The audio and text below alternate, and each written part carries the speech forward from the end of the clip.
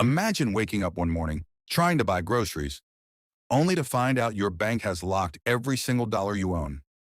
Not because of fraud, not because of overdraft, but because of their own mistake. And when you call for help, they laugh, mock your last name, and leave you broke. Well, I wasn't about to let that slide. And the revenge? Let's just say it cost me less than a cup of coffee, and it absolutely destroyed them. If you've ever been pushed around by people who think they're untouchable, smash that like button. Subscribe for more of the most satisfying revenge stories, and stick with me, because this is one you won't forget.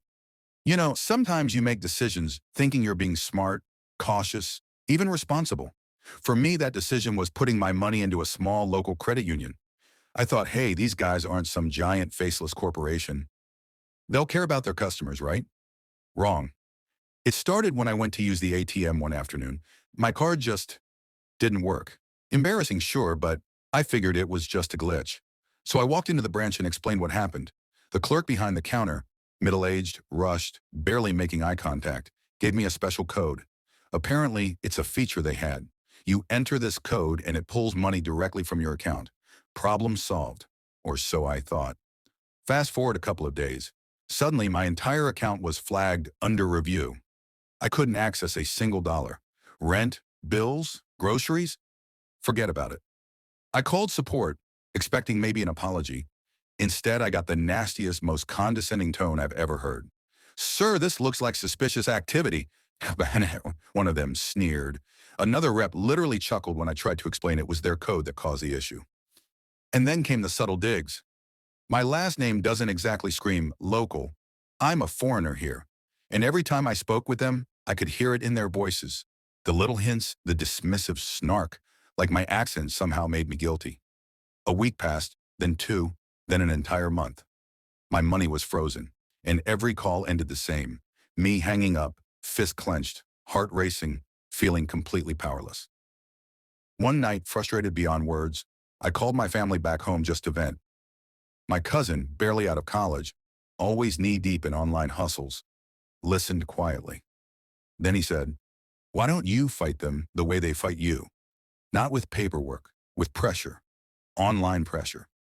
I didn't quite get it at first.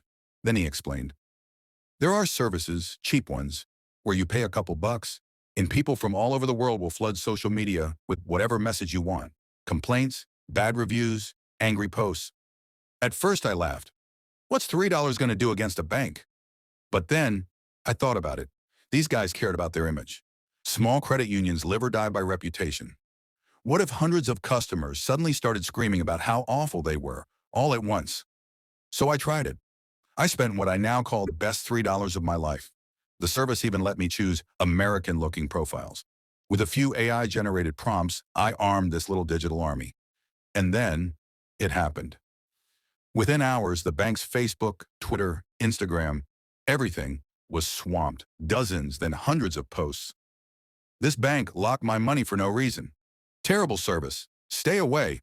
They discriminate against customers." Scroll after scroll, their page looked like a graveyard of complaints.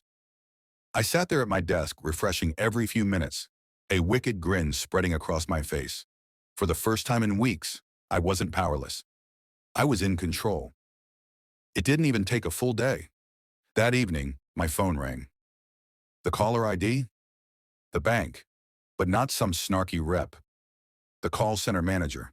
His voice was sugar-coated, the fake politeness dripping through the line.